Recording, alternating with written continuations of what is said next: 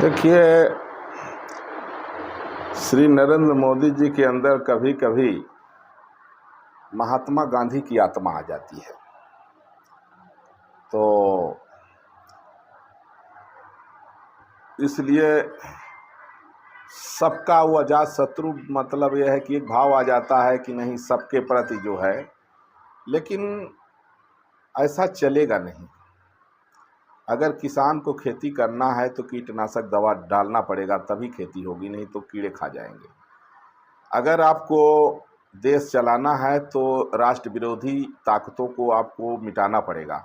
अगर आप राष्ट्र विरोधी ताकतों का दमन नहीं करेंगे तो फिर आपका सबका साथ सबका विकास का जो नारा है वो सिर्फ उससे आतंकवाद और जिहाद पनपेगा, मानवतावाद खत्म हो जाएगा। तो अजात शत्रु होना एक अलग चीज़ है। अजात शत्रु का मतलब यह है कि हम शत्रु किसी को नहीं मानते हैं, लेकिन जो मानवता विरोधी ताकतें हैं उनका दमन होना चाहिए।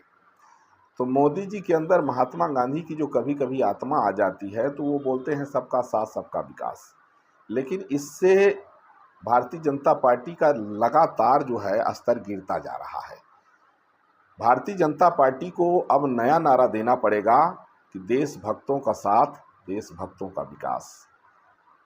और जो राष्ट्रद्रोही ताकतें हैं इनको कैसे भी, चाहे छल से कपट से, चाहे जो भी करना पड़े, इनको नस्त नाबूद करना पड़ेगा। नहीं, जो राष्ट्र विरोधी ताकतें हैं, सारे जितनी भी भारतीय जनता पार्टी की योजनाएं हैं, सारा राशन बांटने से लेकर के जितनी योजनाएं, सारी जो है राष्ट्र विरोधी ताकतें इसका लाभ उठा ले रही हैं। केवल 1-2% लोग हैं जो मानवतावादी लोग ले रहे हैं। नहीं, 98-99% मैं गारंटी के साथ कह रहा हूँ, इस सब राष्ट्र विरोधी मानसिकता के लोग इसका लाभ उठा रहे हैं। तो कम से कम जैसे 2 चाइल्ड पॉलिसी है, अगर आपको पॉपुलेशन आप 2 बार जो है तो पूर्ण बहुमत में रहे, आप जनसंख्या नियंत्रण कानून समान नागरिक संहिता लागू नहीं कर पाए, तो कम से कम आप तो किसी तरह से प्रयास करिए। अब विपक्ष मजबूत हो गया है, लेकिन आपके पास अभी आप सत्ता में हैं। सत्ता में रहते हुए इंदिरा ने संविधान की धज्जियां उड़ाते हुए इंदिरा ने उस समय अपनी सत्ता बचाने के लिए इमरजेंसी लागू किया था।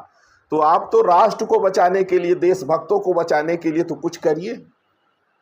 माना कि मोदी जी बहुत कुछ किए हैं, लेकिन अगर शरीर बहुत अच्छा बनाने के बाद अगर भगवान अगर प्राण डालना भूल जाए तो वह शरीर मुर्दा ही होता है।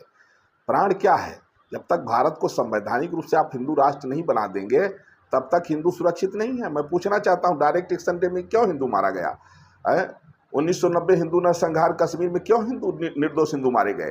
पार्टीशन में जो हुआ, पार्टीशन के बाद जो पाकिस्तान बांग्लादेश में जो हिंदुओं की हत्या हुई, क्यों हिंदुओं की हत्या हुई? इसका कोई जवाब किसी के पास है? आज पश्चिम बंगाल में जो भारतीय जनता पार्टी का झंडा लगा लेता है, उसकी बहन बेटी का बलात्कार होता है, सरेआम उसको जो है तो काट दिया जाता है, वहाँ कोई जा रहा है देखने के लिए? तो ऐसा नहीं होगा।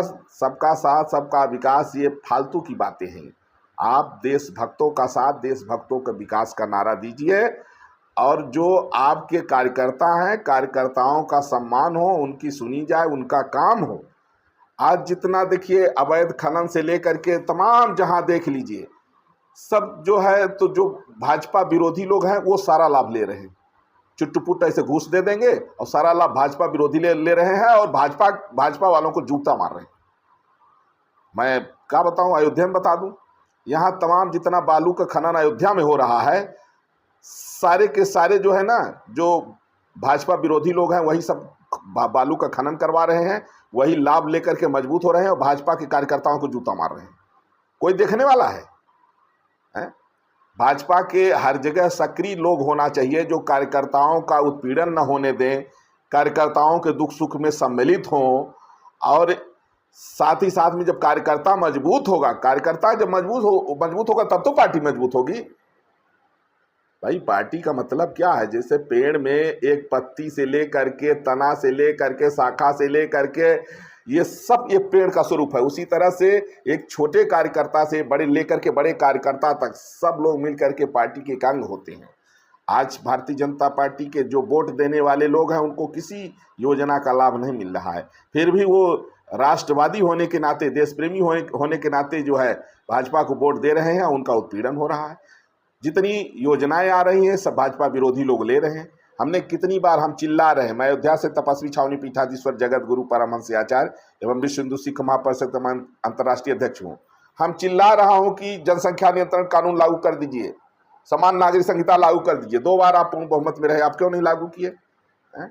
आप लगातार, आपका ग्राफ गिरता जा रहा है, धीरे धीरे आपकी लोकप्रियता खत्म होती जा रही है, आपकी सीटें कम होती जा रही हैं। आप किसको खुश करना चाहते हैं? लोग तो देख रहे हैं कि भाई योगी मोदी का कार्यकाल खत्म हो जाए तो फिर नंगा नाच शुरू हो जाए। लोग धमकी भी दे रहे हैं कि जब योगी मोदी नहीं रहेंगे तब फिर हिंदुओं का क्या होगा। इसके बावजूद भी अगर इस बात को अगर मोदी जी इग्नोर कर रहे हैं तो हम हिंदुओं का दुर्भाग्य है।